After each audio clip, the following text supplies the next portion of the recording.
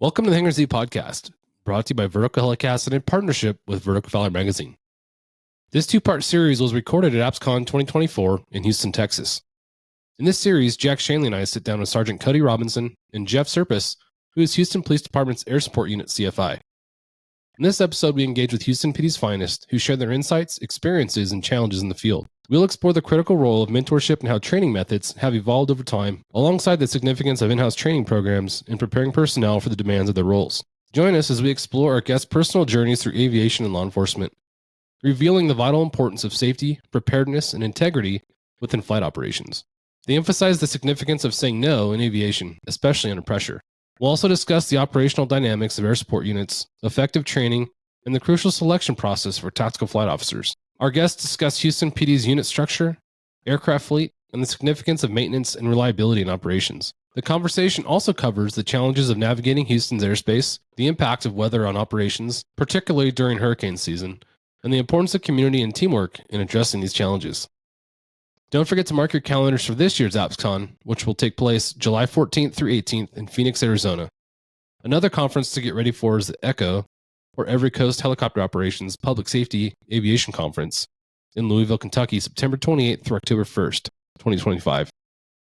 This year at the ECHO Conference, Jack Schonely and Clay Lacey will join forces to present the renowned and impactful course together on the same stage for the very first time. This unique collaboration and course will be titled Airborne Tactical Solutions. This is a course you won't want to miss. For more details, visit the ECHO webpage at echoflightcrew.org. Thank you to our sponsors, Metro Aviation, CNC Technologies, and Canyon Aero Connect. Welcome to the Hangar Z podcast, brought to you by Vertical Helicasts. The Hangar Z podcast is the first and only podcast dedicated to promoting and exploring the personnel and equipment behind the missions in public safety aviation.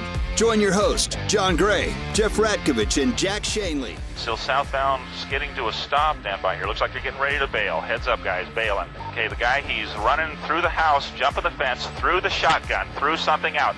Grabbing the shotgun. Don't go over that fence. Don't go over that fence. Grab the shotgun again. He is armed. Stay there. Hold your position. 4 on the stop. You're in custody. Good advising code 4 on the stop. Hey, welcome to Hangar Z podcast. I'm your host, Jon Gray, at APSCON 2024 at the Vertical Valor Hangar Z recording booth, just below Bell, next to Tech Talk, which has been pretty cool. Happy to be here. We got the Houston PD folks with us. You guys have done a great job facilitating this whole event. I know last year in Orlando, I got to go to the fly-in and see how much work the folks from the host city are putting in. Some of you guys are working the door. You guys are working with the flying in and flying out. So thank you guys for sacrificing your officers and the time that you guys have to help make this thing happen. Yeah, you bet. It's been a busy week. We've had a lot of people from a lot of different parts of the department helping out with that. I've also had a busy week with some VIPs that are in town and some TFRs. And yep. There's been some challenges for sure. The VIP thing was interesting. We had no idea. I'm sure you guys knew in advance, but we didn't know. All of a sudden, we're walking around yesterday, going to Clay's class, and Secret Service is sitting against the wall. We're like, well, that's interesting. And come to find out, there's a VIP in town. So anyways, we're again, happy to be here. Thanks for taking time out of your day to come join us. With us to have the conversation is the Jack Schonely. Wow, the Jack Schonely. Thank you. It's good to be here. Schonely? Schonely? How's the week been for you so far? Great. This is like old home week, coming back and seeing people that you haven't seen in a long time, and friends and vendors that I got to know over my 19 years of coming to these things, and then had a little hiatus, 7-year vacation, but I'm back. And thanks to you and Mike and Vertical and the Hangar Z podcast. So I'm thrilled. This is a lot of fun. Yeah, we think that was a great choice on John's part, adding you to the team. Thank you nice so touch. much. It's funny going back I to like Cody. Aaron, let me get my wallet out. Cody, I'll take care of you later, Cody. Jack gets mad until a story because I think I tell it so much. But in the early days, going to his class, and I'm in an auditorium of 800 people in Fontana, listening to his apprehending fleeing suspects class. Never in my wildest dreams, I think he'd be my friend and we'd be sitting here interviewing you guys. Sure. So it's pretty cool to be sitting next to somebody you consider a mentor. Got his book right here. Yeah. He's the only author that I know personally. So wow. 6th grade reading level, don't forget. You got to pay him again. I know. I'm going to send him a whole box of books. Can I tell the joke that we talked about earlier? Absolutely. You go ahead. So we were in LA in 2017, and I don't remember where we were going or what vehicle we were in, but I was sitting next to Jack, and I said, hey, I've recommended a lot of these books to people, and at this point, I think I've recommended enough to where I can start get some kickbacks here. And he busted out laughing, and he said, I make exactly enough money each year to buy myself a new set of floor mats for my car. So I'm thinking my share of that might not really be all that much, so I let it go. And that's about accurate, and that was a very accurate conversation. But I was told that many times. It's funny, but you bring up a point. Jack and Mike and the folks that are writing these books are doing it for the passion they have for the industry and the desire to see our industry get better. So I commend you for doing that, because I know you haven't bought a condo in the Caymans as a result of the book that you wrote. But it's been a fundamental part of our industry, and it's one of the Bibles that people refer to when they're trying to figure out how to get in the industry or how to improve as a TFO. So well done on that. Well, I can't believe where that book took me. I mean, it took me around the world and with the class, and so I benefited in other ways, of meeting a lot of people over the years, including coming to Houston PD at one point, teaching right here in this convention center, a 2 or 3 day class, I think it was. It was a big eye opener for the whole division. Yeah, all your guys were there. There was K9 people in the class, and I remember it vividly. The round windows in the convention center and the doors, it's like you're on a cruise ship. Yeah, it's like a cruise ship. So I remember that really well, and it just created friendships, and it brought us together here in doing this, which we really enjoy. Expanding the friendships and expanding the knowledge, and we learn stuff all the time. So I'm honored to be part of it. Very kind words. Thank you. I appreciate it very much. Well, that was a turning point pretty much for our division. Wow. We had a lot of newer guys at the time trying to use the technology.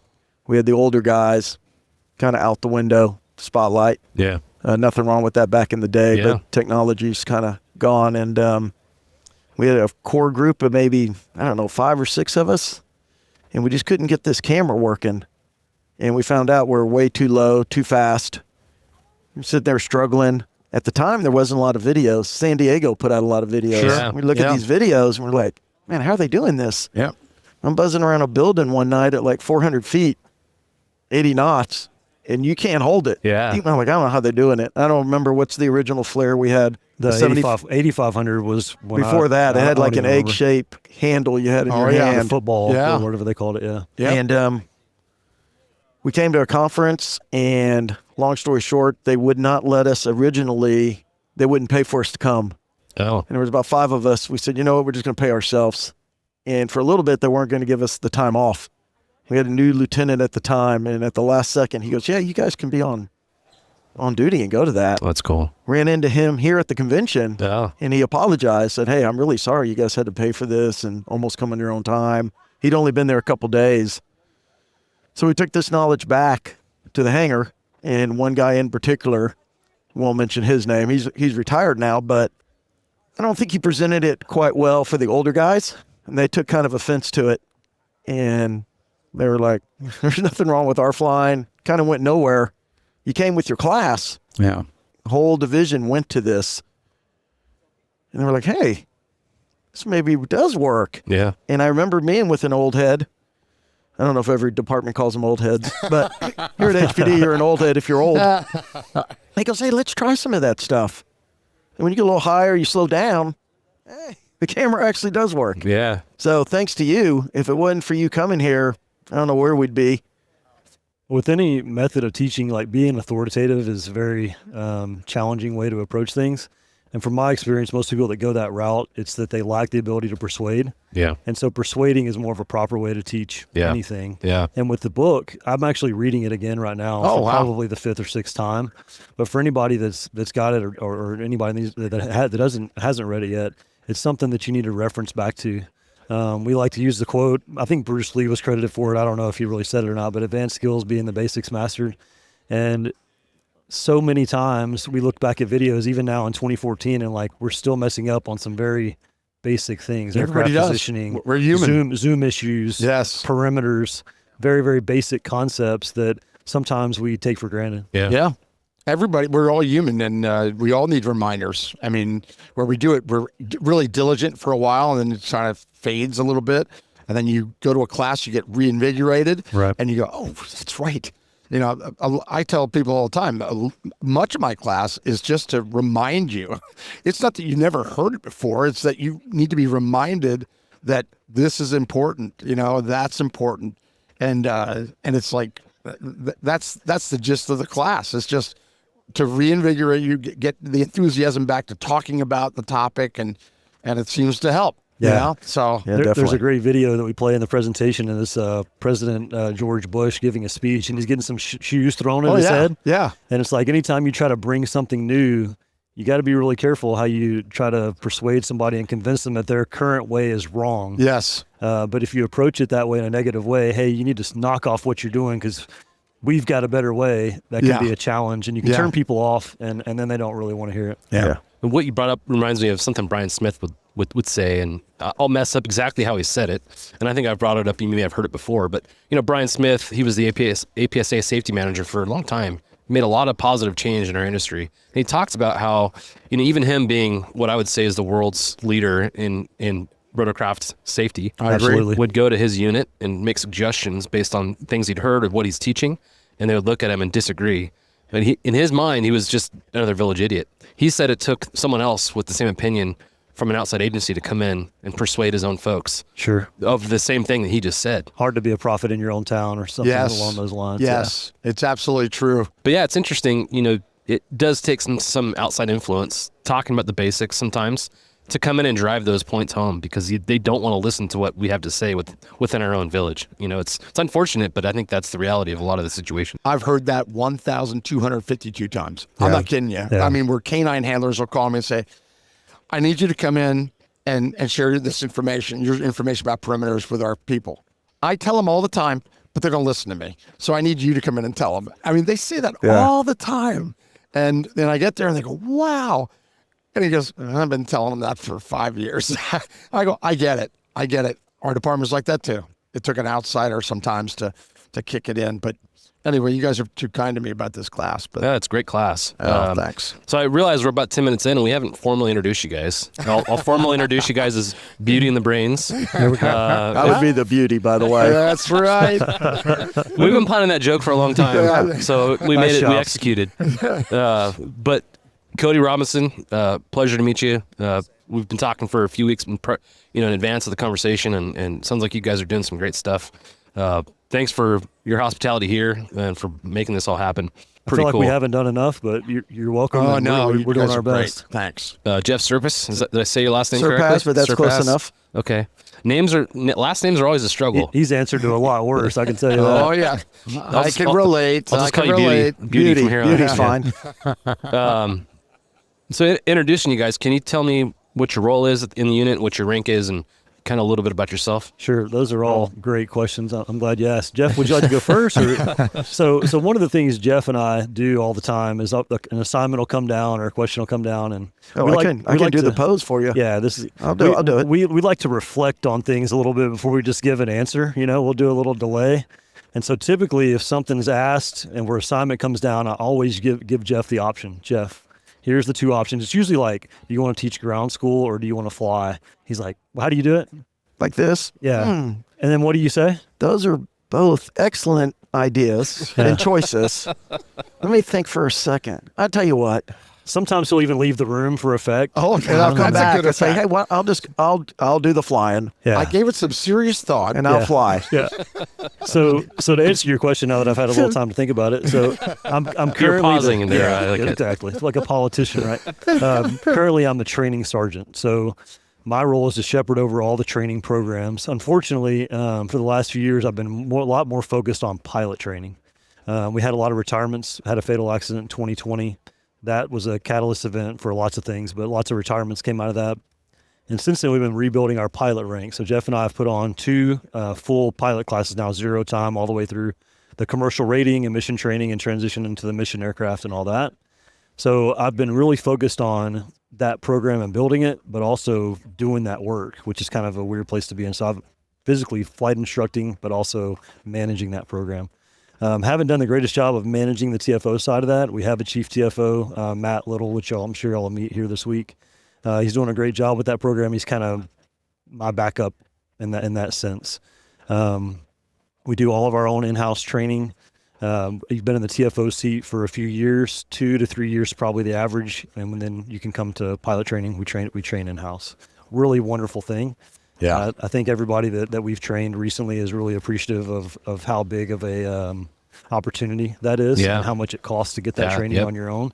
And not only are you getting it for free, but you're getting it at work while you're getting paid. It's a really, really great setup. Yeah, so that's we're a big kind deal. of spoiled in that sense. So I do that. I also, advise our managers on things, SOP changes and things like that. So anything that relates to training, I'm the direct supervisor for that. Jeff is only my only direct report, if you will. I don't really know if that's the right word. We don't look at it that way. We're a team. But then I supervise anybody that's in training at that time.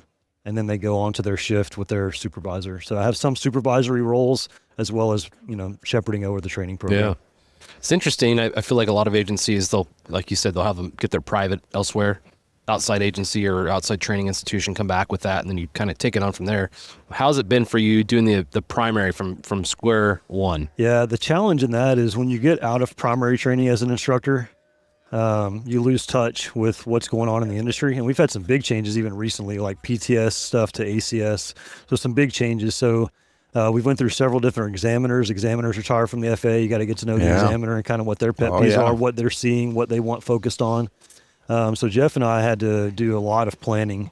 We were put in charge of the training program toward the end of 2020. 2020. We spent an entire year building the program before we started our first class. Hundreds of hours of lesson plan building, going out and test flying the lesson plans we were building, trying to get an idea of how many reps does somebody need, how many hours do they need on this, at what point should we solo them. So those are just a few of the initial challenges. We're also out of a Class B airport. So when you're soloing a student, you're not at some rural airport where they're just going to jump up in the traffic pattern. They're having to depart a busy towered airport and fly in that busy airspace and then go to these training airports. Where the training airports, let's be honest, they're sometimes busier than the Bravo is. Absolutely. You'll have a dozen aircraft on the ground and in flight, and lots of people without a lot of experience, newer people in the pattern and doing unexpected things. And so we really have to manage that. We're probably around the 40-hour mark when we solo people, which seems kind of like a lot.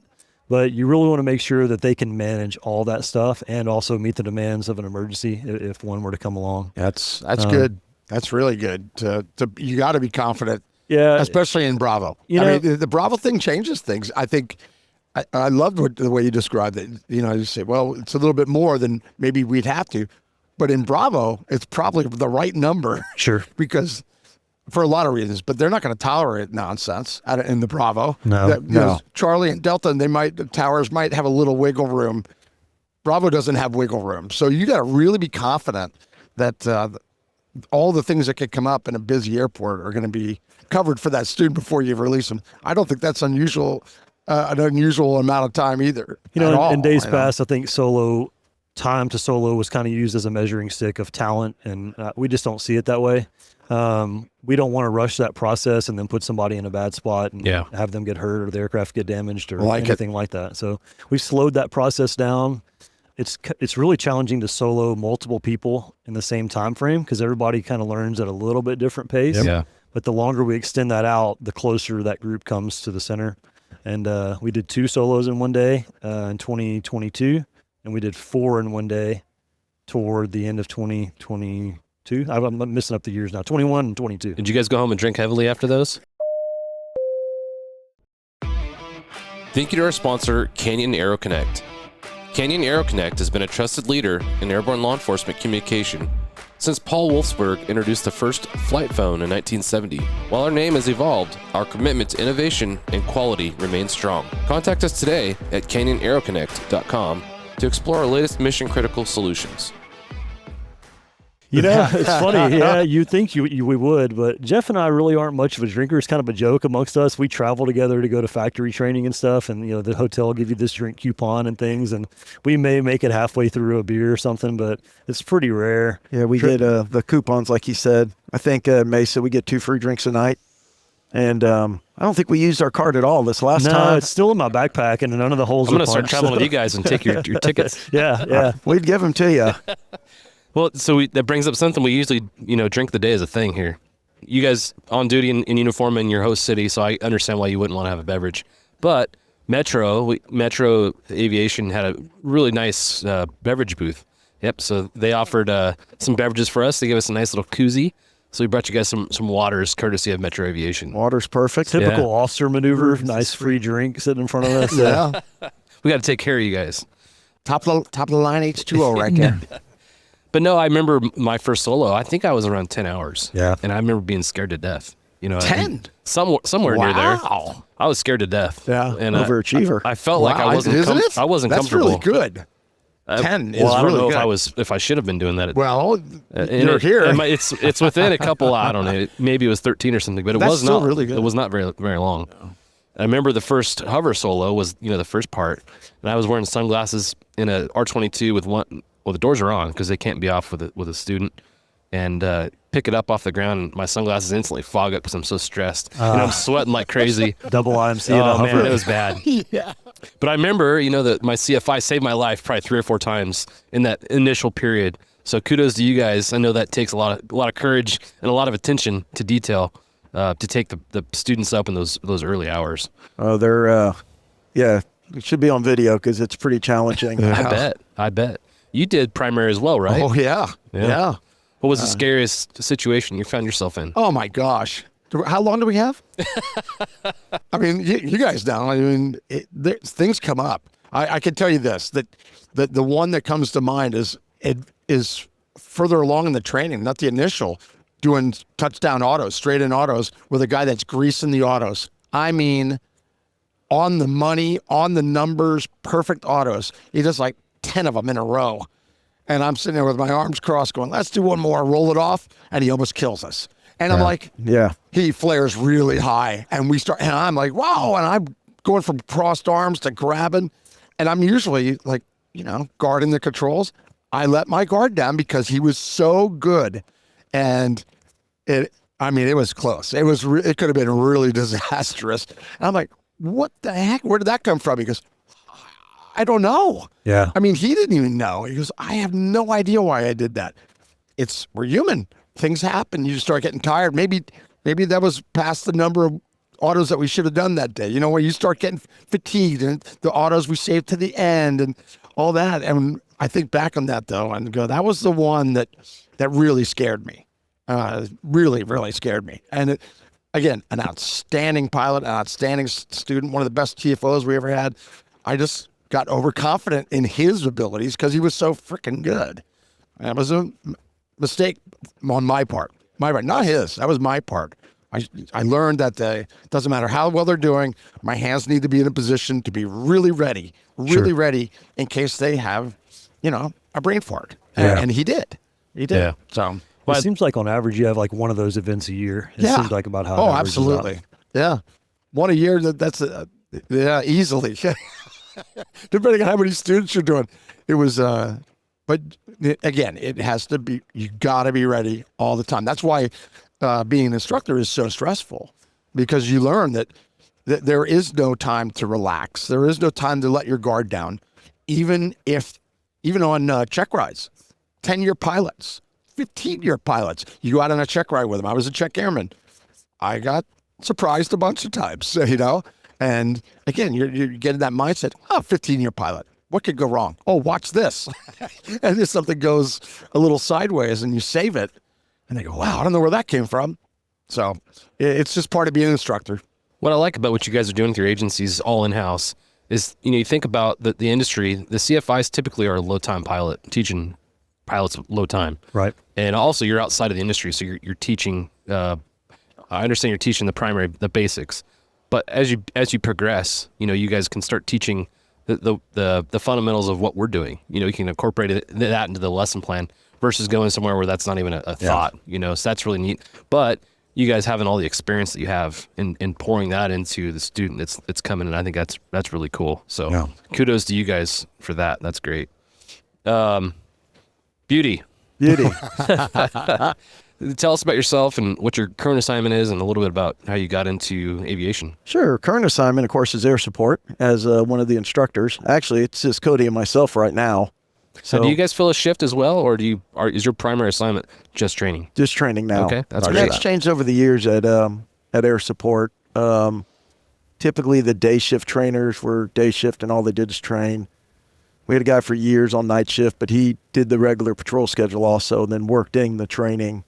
But since we started doing it, we're pretty much strictly just in training. Once in a while, we'll grab a patrol flight. Yeah. Maybe we should even do more than we do, just to get back into it a little bit.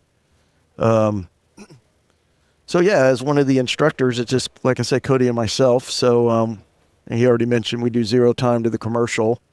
I have been at air support for 16 years now. I did 16 on the street before that. So I'm one of those old heads. Yeah. You ever go to the academy What's that? before? How many years is that total? Simple math. 32. 32. Okay, 32. Yeah, 32. years. Yeah. You ever go to the academy as a young guy and you're sitting there and you see some old people Oh, yeah.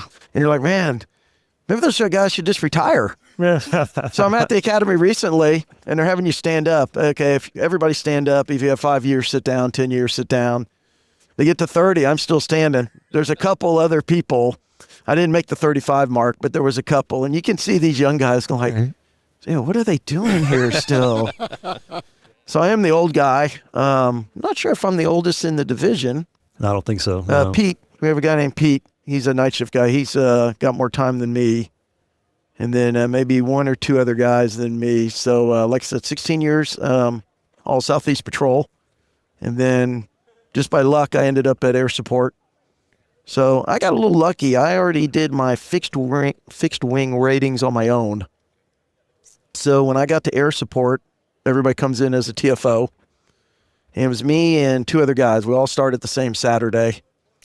And I already had the rating, so I only was a TFO for barely over a year. And they were going to start a class. Back in the older days, it kind of went with how you walked in the door. Yeah. The order you walked in the door is the order you went to pilot school. So I trumped the other 2 guys because I already had the ratings. I just had to really switch my stuff over to rotorcraft. So, yeah, I kind of lucked out. That's cool. So I've been at the Vision for 16, so flying for 15, really. That's awesome. Yeah, it worked out pretty good for me. No kidding. Some guys depending on who leaves, you could be a TFO for a couple of years. Yeah, that timing is super critical. Yeah. But yeah, very cool. You talked about a little bit of your time in patrol. So I think it's kind of a good time to... What are those sirens? Sounds like patrol's coming to us, actually. Speaking of patrol, you brought up the division you worked in. Can you talk about the city a little bit, the department, how the divisions are broken up and what that looks like?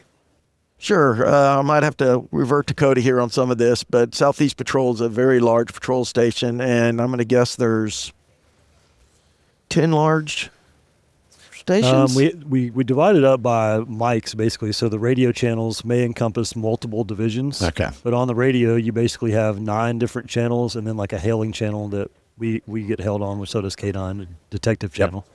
But yeah, that's, 600. So it's just one little area of the city, which, like he said, there's 3 patrol stations on the Southeast mic. Our dispatchers, like he said, are mics. So there's 3 others, 2 for Southeast, I'm sorry, Clear Lake and ourselves. So you're hearing other beat units, districts that you don't even know the guys really.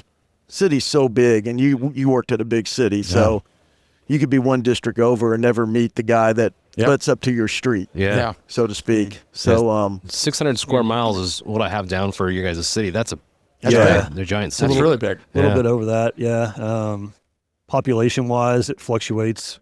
Whether they do the census, the number comes out, it's like 3 million. But we have a lot of commuters in the city of Houston, so on any given day, it's probably another 1 million added to that. Yeah. And the officers' numbers, I think, are around a little over 5,000. I don't know how to get an exact number on that because you've got guys that have entered drop retirement and they're still on the books, but they're not active. On patrol, you may see, 600 people maybe, on any given day. That's crazy. So what is a fully staffed police department look like as far as numbers? Do you know? If you compare us to Chicago, it's about the same population. I think they're running like 13,000. Yeah. Okay. So they're like double the numbers that we have. But I know that's common right now. I've listened to one of the podcasts I did with Arizona, Phoenix, wasn't it and amazing? It was like, Helen, they're really, really short on yeah, numbers. they were at half staff. Yeah. I mean, half the amount of people, officers that they normally have. We were stunned. When she told me that on the phone when we were chatting, I went, what'd you just say? Yeah. I mean, I couldn't believe it. Well, we are hiring, by the way. It's a great place to work. There you go. Helen did the same thing. Yeah. I mean, everybody's hiring, and We can be your mentor. I think we get paid for that. That's right. Beauty and the Brains can mentor you. That's right. That's interesting. I know it's a problem that's affecting every agency just about worldwide, not just in the U.S. So I feel like we're trying to come up with these innovative ways to look at the recruiting. How do we address that issue? Are you aware of any agencies that are doing unique recruitment strategies or of your own agency that's doing something a little different? I know we're doing all the typical things. Social media is huge now. Yeah. A website is almost becoming a thing of the past. We have a website, right? It's nicely done. It goes on there, shows you like all the requirements and all the steps you have to take, and they do a really good job of laying it all out, what to expect. And some of those things create anxiety, of these lie detector tests and different things. And our recruiters, I think, do a great job of managing all that and putting people at ease. And, we do all of that. They are constantly on the road traveling and putting on different events. I don't know of anything specifically we do that other agencies aren't doing, but a lot of times we'll put the special mission stuff out there, the SWAT stuff, the helicopter stuff, K9. all the cool stuff. All that stuff gets people's attention, right? Yeah. But I can't think of anything that we're doing any different than anybody else. Yeah, social media is a big deal these days, and a lot of agencies are adverse to giving the keys to the aviation unit for social media, but I think that's the way forward. And you can highlight the K9 unit, the aviation program independently. Those are the things that people are really interested in. So you can show not only the prospective, candidates or cadets what you can do at these agencies, but you're also showing the citizens of the city you work for what you're capable of and what a successful day at Houston PD or anywhere else looks like. And I think that's really neat. I hope as we go forward, I think we're going to have to find ways to make social media more commonplace. And I know there's issues that surround some of the case, these cases that are being shown in these pursuits, because they're open cases. Right. But outside of that, I feel like we got to go back and figure out a way to make that more common, So I think that is a huge recruiting tool. I think as a start, we could find some that are already adjudicated and scrub them in some way and at least put that kind of thing out there. I know there's some agencies out there that are doing a really good job with that. I think y'all mentioned Oxford PD was doing that. They're really good. Nashville, too. Both of them have really neat social media pages. Really cool photos, very positive, informative. I mean, they're both really doing a good job. And there's others. There's many others, but those two really jump out. And we were just at both those facilities, and they're very serious about it. We talked to them about it. They go, oh, yeah, that's like right there, a priority. That we want to keep the word going out because we need people too, And so, Cody, going back to you, but prior to law enforcement, what did your background look like? Where'd you grow up and where'd you go to school and whatnot? So I grew up in a little town about an hour and a half east of here, Nederland, Texas, kind of sandwiched between Beaumont and Port Arthur, right on the Louisiana border. I never really had a desire as a kid to be a cop. I know that's a common one as a kid. I wanted to be a police officer. Didn't have that really influence in my family or anything like that. And even with flying, that didn't come till later. I think I was in college. I went to Lamar University there in Beaumont, just local. It was more cost effective that way. I got a little bit of a scholarship for academics and things. And during that process, I stopped playing soccer. I'd played soccer all through my youth and everything. And when that time freed up, I'm like, what can I do now with this time that I freed up? Around the same time that thought process was kind of happening, I found a old hardback airplane flying handbook from like the 60s. It's a really cool book, and I've still got it on my shelf. And I said, hey, to the librarian, hey, this really isn't church related. So can I make a donation or something and keep this book because I'd like to read it? Yeah, no problem. I made a donation, kept it. And that sparked the interest. And I took a discovery flight, kind of like everybody does. And it's kind of a joke, but I like to tell people like, oh man, I was a natural, from the very beginning. I was great in the aircraft. But the joke is there's a book called Chicken Hawk, and this a Vietnam era pilot. Yeah. And he talks about how the instructors would be really sarcastic. And when you're really screwing up, they're like, oh man, you're a natural, right? I didn't realize till later that, hey, maybe the guy was joking with me. I really wasn't as good as I thought I was.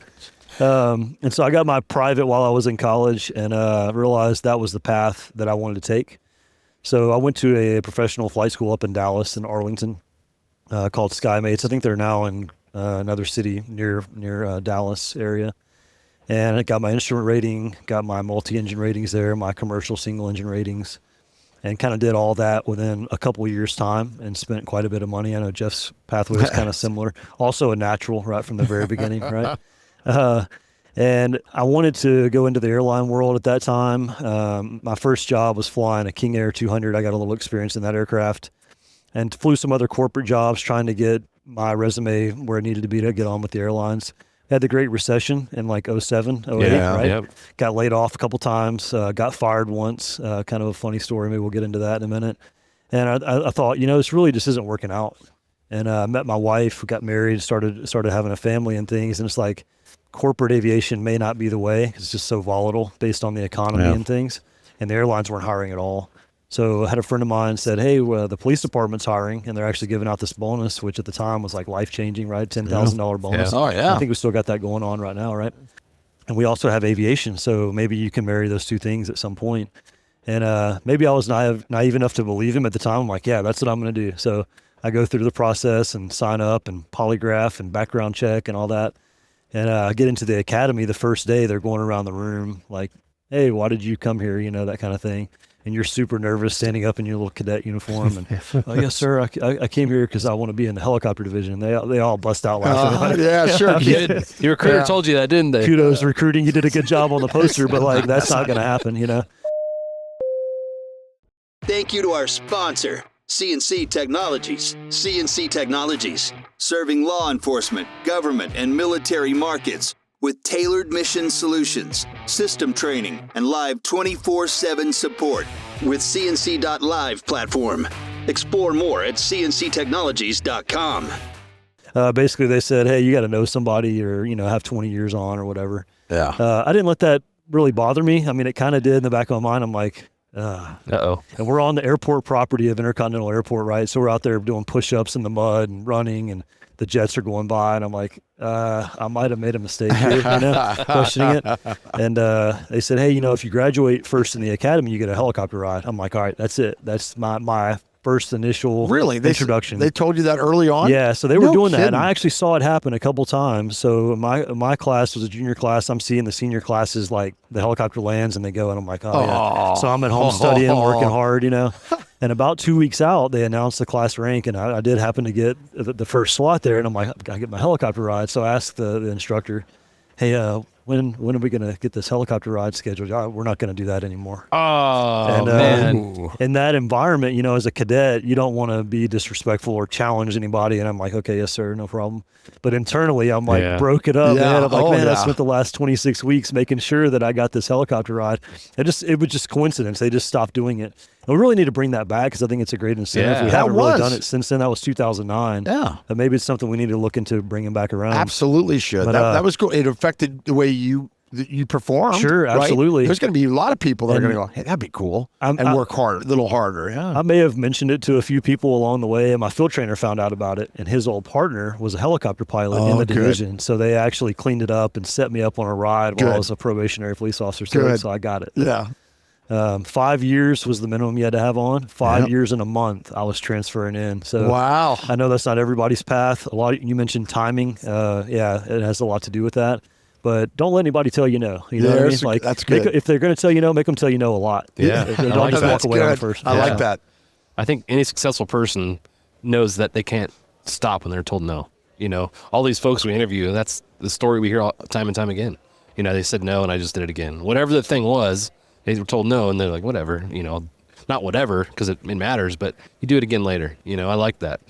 Yeah, I feel like in my own department, we put a vacancy out for a TFO, and there wasn't a ton of people that would put in all the time. Occasionally there'd be more than others, but I feel like that's a great recruitment tool for aviation. Let these folks know about the program early on, take them up on a flight, make that an incentive, like you said, for getting a number one spot in the class. Sure. That's a great idea. That's really cool. I've actually never heard that as an incentive. Have you heard that? I never heard that either. I haven't either, and I work here. Yeah. Yeah. I didn't get my ride. Of course, I wasn't number one either. Somebody in that class did. Just He's the wasn't you. brains. Yeah, I was gonna say you're beauty. He's Yeah, the I'm brains. beauty. So it makes sense. I would have to hijack a helicopter to get a ride where I was in my class. So, yeah, I think that's really cool. Well, with our department, it was like if you were doing well on probation in your year with a training officer, and you were in your last phase, if you were doing well, most training officers in the city would bring you up. Okay. And people knew that. I mean, you knew that if I do a good job, toward the end, when I'm about to get off probation, I'd get to go on a ride along. That's great. And I think, and a lot of people that end up working air support remember that flight. They remember that flight. I do. I remember that flight. I remember going to the LAPD aircrew course and getting to go on a flight with you guys. And I think every student in that class, there was, 40 people in that class? 40 to Every 50, student was over some sort of critical incident over that city, whether it was a shooting, a pursuit, a protest, or something. Although everyone came back from their flight having seen a critical incident. I'm like, holy cow, this is awesome, because a lot of agencies just don't have that kind of volume. So really cool. You guys experienced something similar on your flights being a big city? The radio is always going. Yeah. As you progress through your TFO training, you can listen to more and more of the radios and scan and things like that. But yeah, I think there's, probably 10 or 12 pursuits every 24-hour period. Only most of them only go a couple miles or last a couple minutes. But every night we're seeing in-house reports where something good happened and we were able to help out and be helpful and support patrol. We're just talking about how effective units are that are proactive in their flight scheduling. Like you guys, you were up all the time. If you're up and a pursuit kicks off, the chances of you getting to that pursuit's pretty high. But if you're launching to that pursuit from the ground, the odds of you actually making it there are pretty low. Yeah. So I think it makes sense, from that perspective, to if you can have a proactive flight schedule, go up for 2-hour hops or whatever you can do. I think that makes all the sense in the world. What's your flight schedule? I know we're there now. What's the flight schedule like with coverage? We are typically doing 1.5-hour flights, and day shift is doing 4. When I mean day shift, it's pretty much, to make it easy, 6 to 6. Times could change a little bit, but So 312? You're on a 312 program? well, I say 6 to 6 to make it easy. Oh, We've okay. got some guys that come in at sometimes at Offsetting. 5. We got some 7 o'clock. We had some 8 o'clock guys. Gotcha. Night shifts typically rolling in at 5 or 6, so we just call it day shift, night shift. Okay. But basically four of those 1.5-hour flights during the day, and then night shifts doing 4. The rest of the time they're on standby, like you said, so they're launching for anything they have to. We don't have a requirement where we can't go. It's not like we have to ask permission to go on a standby. We just go. So, and that schedule could change depending on maintenance and things like that, of course. But that's the typical schedule. Yeah. One ship up at a time? One ship at a time. Okay, and then you land, and while you're eating your lunch or doing your log, you could go again. You'd be the same crew that would go out again? Typically somebody else would be going. So there's a couple crews working. Correct. And you kind of there might be even back 3 and forth. there, so you might only get one flight, or you might be the lucky guy. Yeah. And you get 2 or 3 in one shift. But typically, everybody's getting a turn. Yeah. Typically. Cool. Going to you now, can you talk about where you grew up, where you went to school, and how you found yourself? Yeah, I'm pretty boring. Not like this guy here. And I heard that on one of the comments, I said, I don't even know why they're having us on. And you said, well, people that say that make the best guess. There you go. So we'll see if it works this time. There's always a first when it doesn't happen, but yeah, that's what I'm thinking. Well, you said earlier you got lucky. Really, luck is like preparation meeting opportunity. Yeah. So it wasn't you were lucky. That's true. You actually put out a lot of effort to get where you are. So, So I grew up in Clear Lake City, which is now part of Houston, but back in the day it was just unincorporated. It's south. Okay. And went to Clear Lake High School, graduated. Not a huge school kind of guy. Started going to a junior college. Was kind of working during that time. And I was taking criminal justice classes. I'm a little opposite. Ever since a little kid, I wanted to be a cop. Oh, okay. I was like, man, I'm going to be a police officer. My parents are from New Orleans, and we'd go to New Orleans every year for Mardi Gras. So officers were wearing these leather coats. I don't even know if you can use the term billy club anymore. Yeah. But a stick on a rope, and they would sit there twirling. And I'm like, man, yeah, these coats are badass, man. We don't have leather coats here unless you ride motorcycles or ride a horse, I guess. But anyhow, so growing up, I wanted to be a cop. And I said, man, at the time, you had to have a military or at least 60 hours of college to apply here at HPD. So I'm going to junior college, and I'm working during that time. And I remember I got a transcript one year at the end of the semester, 63 hours. Bingo, there we go. The very next day, I'm at recruiting with my 63 hours. And long story short, it worked out pretty good. Got into a class, and kind of the rest is history. So I don't live that far from Clear Lake now. Okay. So I haven't gone very far. Well, geographically, yeah. Metaphysically, you've went a long long way. way. You know what I mean? Yeah. And the flying thing, that kicked in kind of like Cody a little later in life. I said, you know what, I'm going to do this flying thing. And like most people probably, I went and got my private. I said, that was good. A little safer if you become an instrument pilot. So now, of course, like you said, I'm paying out of pocket. So I get my instrument. I said, you know what I could do? I could get my CFI. And then I could do my 20 years at HPD. Because for us back then, it was 20 years no matter what your age was, and you could retire. I said, man, I could still work another 20 years. I could fly. Get an airline job. So, man, I buckled down, got my commercial, got my CFI. And almost at the end of the CFI, I was like, you know what? This is taking forever. It's a lot of money. Got kids now. I was like, am I even going to leave HPD at 20 years? Yeah. I was like, I don't know if it's worth it. Talking to a pilot friend of mine, a corporate guy, he goes, man, you ought to do it because you never know what will happen at HPD. Yeah. Maybe they'll need a CFI. I go, okay, I'll finish. Kind of a side note, back then you called the FSDO, and the lady that owned the flight school was a long-time Southwest Airlines captain. I won't mention any names. She's like, hey, when you call down there, you give me the name of the person. They're going to assign you a date, time, and a name. You let me know who it is. If we don't really like the person, you're going to cancel the day before. Oh, wow. Hey, thanks for the confidence. Yeah. And we're going to get the good guy. So I'm like, all right. So I get it. And it's the best one in Houston. Best one. Perfect. Well, scheduling conflict on their part. Hey, I'm going to have to bail on you. I was like, all right, we'll be in touch. So get the same guy. Perfect. Man, it's like a week before I get a phone call. Caller ID's got Oklahoma City on it. Go pick it up. Hey, this is so-and-so with the FAA out of Oklahoma City. Immediately I'm thinking, it's got to be the guys at work playing a joke. But how in the world did they get my caller ID to say, so I'm playing along with this guy. Sounds like an older guy. He goes, yeah, I'm down here. I'm going to be down in Houston helping out. They're real busy. So I'm going to be doing your CFI check ride. I was like, okay. Hang up the phone. I call the lady. She goes, I don't know who that is. At this point, I'm like, I don't even care. It doesn't matter. The ride is free at this point. You don't pay. I said, I'm just going to go do it. So nicest guy in the world. It worked out great, of course. Wow.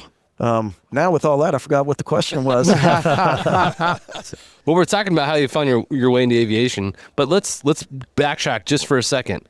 You talked about you worked some jobs in college, some odd-end jobs. What did you do? What jobs did you have? I actually, for a long time, I worked for State Farm Insurance. Okay. I was a courier. That's cool. Pretty easy job. Yeah. Drove to these State Farm locations, dropped off the mail and stuff. But that got me in the door at Federal Express, and I was a courier. I was a handler for a while. That kind of got the aviation bug a little bit because on certain days we would take the overnight letters to IAH. That's where the planes were for FedEx at the time, or they're still there. And if you took the overnight letters, they threw you in the belly of the plane, and you had to stack it. But those guys that were assigned there, they all have knee pads and stuff. We got nothing, I'd be stacking and the plane's running. I'm like, man, I could probably almost fly for these guys. I already work here. And you'd see these job openings in aviation for FedEx. I'm like, this might be a good deal for me.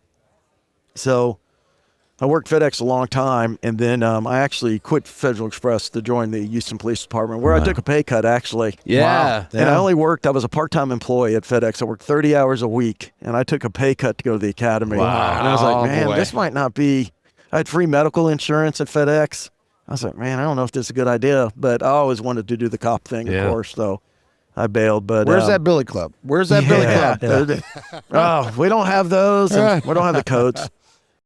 Well, now you're a CFI, so it all worked out. All worked out. I got the CFI, and I hit the 20-year mark, and like I said, had kids. And I said, there's no way I can go trace this dream. So originally, I was going to do some right seating here and there, put the gear up, shut up type of deal. Yeah. I had a buddy at work who was one of our TFOs actually, but he was in the same boat. He had all his ratings for fixed wings, and he just bebops down to an FBO one day. It's not really an FBO, I guess. It's a charter company.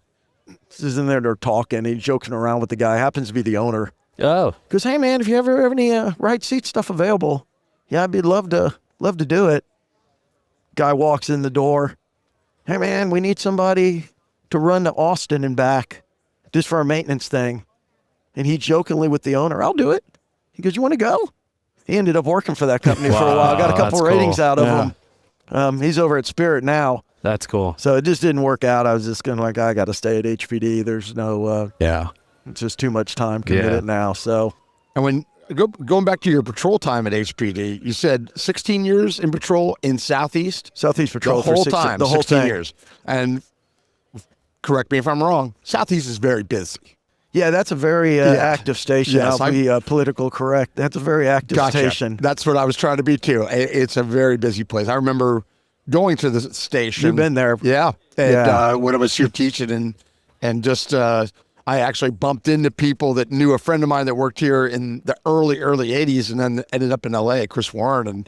And he said, I was Chris's training officer. I mean, it was really memorable. But I remember talking to the guys and I was like, wow. That was an eye-opener. Yeah, this was very busy here. It was the best time of my life. Yeah. Yeah. I always say it's a comedy show. Yeah. It really is. Yeah. And if you have a partner, it's hilarious. But once you start doing it by yourself, Yeah. it doesn't get as fun. No, it's not as funny after a couple years. You're like, just listening to these stories and you're like, oh my goodness. You get in the car to do the report and I'm like, dude, what'd they even say? But patrol for me, I mean, I don't want to do it again, but it was a great experience. Sure. It was awesome. I feel like the more time you have in the field before you go to aviation, the more that pays off in terms of sitting in the TFO seat and be able to do that job. Did you have that same experience? Thank you to our sponsor, Metro Aviation. Metro Aviation, the world's largest family-owned aeromedical operator, offers comprehensive aircraft services with 160-plus aircraft in over 25 states. The Completion Center installs medical and law enforcement kits and avionics, serving diverse aviation needs including offshore, utility, VIP, and corporate sectors. Oh, yeah, definitely. A huge help. Like Cody said, back in the day, if you didn't have a lot of time on, you weren't getting air support. Even, matter of fact, with my 16 years, I was the low man for quite a while. And the low guy gets to fill in for the parade, for the marathon. And every year, hey, you got to go work 4th of July. You got to go do the rodeo parade. And I was like, oh, can we just get somebody that's a little bit under me? Now we're taking guys, which is the smart way to do it. How much does Eric and them have? 5 years? Yeah, we're minimum? seeing more people get over there with less amount of seniority on and on. And it's the way to do it because, like you already know, if you have a bunch of old guys, at one point, I think everybody but maybe 3 people could retire at the hangar. Oh, wow. Yeah. Everybody could have left. That's tough. It just speaks to how fun the job is, though. It's like once you get there, Nobody leaves. Right? I'm not going anywhere, right? Yeah. Funny story about where Jeff worked. There's the Hobby Airport sits inside of what we call 13 District. That's kind of the heart of Southeast. My wife, Christy, worked at Millionaire at Hobby. And when Jeff, they'd go in there and like grab a soda or something at Millionaire, the FBO. And so like when I got over to the division, she started seeing a lot of cops that used to come into Millionaire and visit and grab a drink or whatever. And I'm like, well, tell me about Jeff. And he's like, he wasn't one of the weird ones that would come up and say weird stuff, but he was around. He was actually interested in aviation and not just the pretty ladies that worked behind the counter. But Well, that brings up something. You talk about getting fired. Yeah. Let's hear the story about how you got I fired. want to hear it. Yeah. I'm dying to hear it now. Yeah, so it's actually one of the things I look at as kind of a badge of honor. As far as like character goes and things, we all make mistakes and stuff, but with aviation, like you want to maintain your character and like make really good decisions and not cut corners and do things that are illegal, and you just want to be proud of that and be able to carry that throughout your career. And so I get hired by this company locally, a wealthy family that has a lot of property out in central Texas and things. And I was flying them out to their ranch on the weekends, and then I would fly back, and then I'd go get them and come back. And great family, really, really talented people. And probably if I would have stayed there, their flight department, I'm sure, has grown. I've kind of lost contact. But one of my ancillary duties was I was having to teach their sons how to fly. And we'd gain momentum and lose it, and things would come up, and they wouldn't be able to get in the aircraft as often as they'd like and things. And came to a point where I think their dad was getting a little irritated with how long it was taking. And they had been through some other instructors prior to me. And he basically says, hey, you're going to sign them off at this date.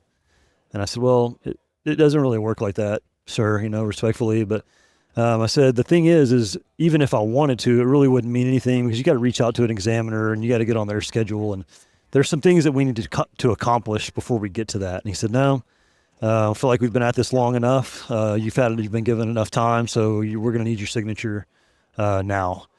And maybe no wasn't something they had heard a lot.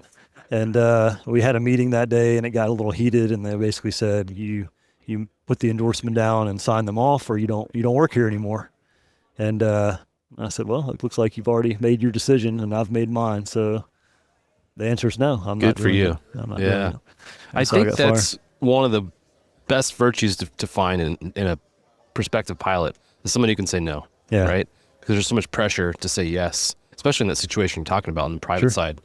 But, having a watch commander call, lieutenant, somebody way above your rank, call and say, hey, I need you to go up for X, Y, and Z. Yeah. Like, sorry, sir, respectfully, I can't go up because of X, Y, and Z. It's hard to do that, but it's important to find folks that can do exactly what you did. So that's really great. Yeah. It's a great trait for law enforcement aviation in particular, where a lot of our decisions on whether we're going or not it's an option. It's not like an airliner that can take off in terrible weather. We can't. You have to have certain things, and there's people that don't know how to say no, and some of them are dead. Yeah. And they because they made a really poor choice of whether to go or not. Right. The case that comes to mind that's famous is Kobe Bryant. That was our aviation unit. I was already retired, but our aviation unit was grounded till 3 p.m. that day. Right. They watched that helicopter go by the heliport, very, very low level, and said, look at this guy. And 30 minutes later, it happened. So, I always say that on that accident, based on the weather, if I was the investigator, I wouldn't have gone to the scene because I already know what the cause is. I would have gone to where they launched from and grabbed the secretary or the person that's at the desk and said, what was the conversation between that pilot and Mr. Bryant this morning? Sure. That's right. That's all I need to know, because was there pressure? Was there undue pressure? Did they cave in because of money? What was it? That pilot was experienced. He was a chief pilot. Right. And so the decision, being able to say no, even to a big paying, a big job, it was an expensive flight, and a celebrity, a big celebrity, being able to say no to them, you got to be able to do that. And if you don't, you might pay the price. And in aviation, you may not have the maturity or the assertiveness early in your career. But my advice would be just make sure you're doing it respectfully, but stick to. Perfectly said. Is there more to that story? Did anything else happen years later? First of all, I feel like you have some inside knowledge here. Jeff knows more and wants more. They did call me back. They did call me back while I was in the academy. I actually got 2 calls in the academy. Colgan Airlines was still a thing back then. And back then, if you remember, they were paying like $18,000 a year for a first officer. Now first officers are making like $90,000, right? Yeah. So it's a different environment. But Colgan had a crash kind of right around that same time in Buffalo, and they stopped hiring. But they called back when I was in the academy and said, hey, we're hiring again. And I'm like, hey, I kind of already chose my path here. And those people called back as well. And we were getting some new aircraft and things. And we were in a discussion about, well, hey, how much would you need to make on this? And I threw out a price, and it was kind of comical. They kind of laughed at it, and I said, I appreciate it, but no thanks. One thing you don't want to do in aviation, though, is burn a bridge. Yeah. It's a really small community, and you don't want to get You never know how it could come around. You don't want to be perceived as somebody that's arrogant or flippant or rude or anything like that. So, we just agreed to go our separate ways. Yeah. Good for you. Yeah, very good. That's great. I've done a lot of really stupid things too, but there are a few things that I made some good decisions on. So, well, one of you guys brought up the funny earlier, and this is a good part of the conversation I like to get into. You know, having been in the field for quite a long time, you see some funny things. Sure. Is there anything you guys can touch on that was funny in the course of your career prior to going to aviation? Oh, man. you want to think about it for a minute because we've kind of already talked Yeah, about let's one. you got the look We're going. gonna walk out of the room and come back. Let me think about it. Yeah. There's so much. There is, isn't there? So I'll tell an embarrassing story. Those are usually the best. Yeah. So I was training, and I don't remember what year this was. This was like 2012, 2013, somewhere in there. Prior to coming to Air Sport, I was on patrol as a trainer. I had a new trainee with me, and I was trying to show them where, you find out where the different drug spots are, and like this area will have more of this type of drug, and that area will have something different. And so out in Southeast, there's one particular area where you find a lot of PCP, and it's like this is kind of the epicenter of that, right?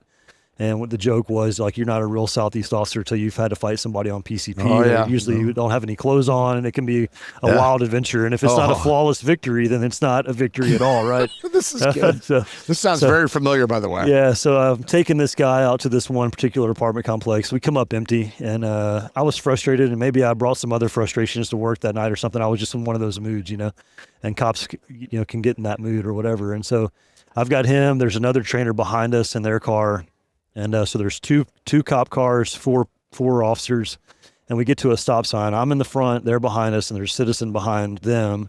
And another officer pulls next to me. We talk side to side out the window. He's like, "Hey, we're getting a call where y'all are just leaving. Y'all mind coming and backing us up?" And we're like, "Yeah, no problem." That conversation may have lasted 10 seconds, and the citizen blew their horn. And not like a beep beep, but like a like laid on the horn. And I'm like, crank it up into park, open my door, and I march back there, and I kind of unload on this female. "Are you a doctor on your way to a life-saving surgery or something? Why is it that you're honking at us? If we're stopped and talking, it's important. In fact, we're protecting you." And I kind of laid it out, right? Yeah. And I was less than polite, and walked back to the car, and I didn't say anything to the guy that was parked behind me as to what my plans were to follow him, the other guy, back over there. So I pull into the intersection and stop to do a 3-point turn. And when I stop, the guy behind me runs right into the back of my patrol car. So we have a PD minor right there, 2 cop cars running into each other. And the first thing I do is look back, and I can see her laughing in her car. It's like man. instant karma. Yeah, right? Instant absolutely. karma. That's what she said, too. Yeah. Oh, karma. Yeah, good for you, you jerk. And so, of course, we have to call a supervisor out there, and I lay the story out for him, and he's like, "You're an idiot, right?" And I'm like, "Yes, sir. Yes, sir." Had to bend the tailpipe back up, had to go get a light off of a wrecked car somewhere and replace the tail light. So She was fixing to file a complaint with the city until she saw you we fixed it right there for her, That's the best resolution for her that could have happened. Yeah. Oh, that's great. A lot of times as young officers, if you're thinking about being an officer, the thing that can get you in trouble the most is your mouth. Absolutely. 100%. Yeah. 100%. It's the fastest, certainly the fastest way to get in trouble is by opening your mouth. So in my agency, if somebody was involved in a fender bender crash or whatever, they'd get on the air and ask for a supervisor at such and such location. And you knew if somebody asked for a supervisor, somebody had just TC'd. Yeah. The same for you? Yeah, basically. That transmission had to have been horrible. There were a couple others where like people locked their keys in the car, and like my partner got on the air one time, "Hey, we need a friendly record because my partner, Cody Robinson, locked his keys in the car." I love that. I love that. Thanks, man. Push you right Wasn't under the embarrassed bus. enough already. Let's go ahead and just put my name out there too. What a pal. I can always count on you, partner. Yeah. My first night off of FTO training in San Diego, the division I worked, department wide, at night you turn your lights off in the parking lot so you're not backlighting the person in front of you. So it was common to drive out with no lights on. So I pull up to the gate, getting ready to pull out into the field, and I'm like, I forgot something. So I hit park, and I'm looking for whatever it is I had forgotten, and then I somehow put it in reverse and back up, and boom, hit a car behind me. And the first thing I do, I get out and look, and it says Sergeant running outside the car. Dang it! First night off of FTO, it was horrible. So yeah. Well, for you've had some time to think. Man, there's so many. You can always tell the story with the letting your TFO out. I mean, everybody's seen the video. It's out there. That's a good one. Maybe you had one in mind. I don't want to interrupt your No, career that's train not of a thought. funny story. It's a good story. I guess it depends on whose perspective. If Cody thinks it's funny, I can make it funny if you'd like. I've done had a trainer back into another police car before. My brother-in-law is a police officer of Houston. He smashed into me once as I was jumping out after a dope relation. head. He just plowed right into me. The helicopter story is a good one, I guess. So we were on and I'll give you a short version. Some people did not appreciate this. Some people thought it was good. You are a celebrity in a sense. You do have a viral video. Not I do have a everybody can say viral that. video. That's true. It's on could YouTube. be good or bad. No, we had I haven't seen too much. I saw an old head once on the news. He got down real low. Suspect running through this big open field. He got down low and was playing cat and mouse with the guy. Not trying to hit him with the helicopter, but just cutting him off. Yeah. And I always said, man, if I ever get a chance to do that, I might have to go for it. It's pretty cool. So just so happens, I'm actually with a sergeant, so they should know better, right? I'm just an officer. I call myself a silver badger. And he goes, it's a long story, but they're chasing a burglary guy. We got there right when the guy's bailing out the house, basically. And he runs, and he gets in his car. He sees us, I guess. He hauls butt. There's nobody around. And he's running like he's running from the police, but there is no units. Finally, some people catch up. They're getting kind of close. It's just like a Hollywood movie. There's a train coming, and boy, he makes it in front of the train, and the train blocks everybody. Oh, man. Nobody left. For whatever reason, he jumps out of his car, goes over this fence, huge field. I'm saying it's big. You have to look at the video. Oh, there was a lot of room. There's a lot of I'll room. give you that. There's a lot of trash, And- too, but there's a lot of room. Let's not talk about the trash. But anyhow, he gets in a tree line, and this sergeant I'm with is like, hey, man, if he runs for that field, we got to go down and get him. Got to get him. There's nobody around. Yes, sir. I'm like, that looks pretty good. I saw one or two pieces of trash is all I saw. So I said, he would be an idiot to get out of these bushes and run across this field. And past this field is a field that's just overgrown. There's an old factory in there. And huge thunderstorm coming. I can see it out in Time the is distance. of the essence, right? And I'm like, Yeah. still no patrol Very units. important. Very important to note that. He had hopped this fence, like I said, it was a wall. Finally, there's some officers and they're having trouble getting up on the wall. They're looking around. They're trying to stand on a patrol car to look over the wall. And it's like, what's that movie, Predator, maybe? The bushes are moving. He had a bright red shirt on. I'll never forget this guy. And the bushes are moving. You start seeing red coming to the end. And this sergeant's gung-ho. Oh, man, he's going to go. He's going to do it. I say, he's not going to do it. He does it.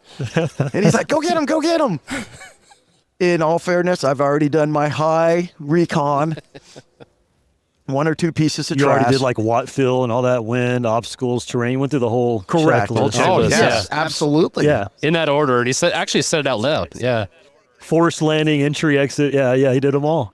I'm thinking, we've got to do it. We got to do it. This is my only chance, probably. So we go down, and I look over, and he's like ready to get out. I'm like, hey, man, you might wait a little bit. So we get on the ground, doing the cat and mouse thing, and I look over again. He's sitting sideways. Oh, boy. Almost everything's off. And I'm like, hey, man, we're not close enough yet. Way back way, an officer, HPD, jumped out of a helicopter to chase somebody. Supposedly they were 3 feet off the ground. The one guy's retired, the other one's still with us. They've never faltered on their 3 feet, but he had severe injuries.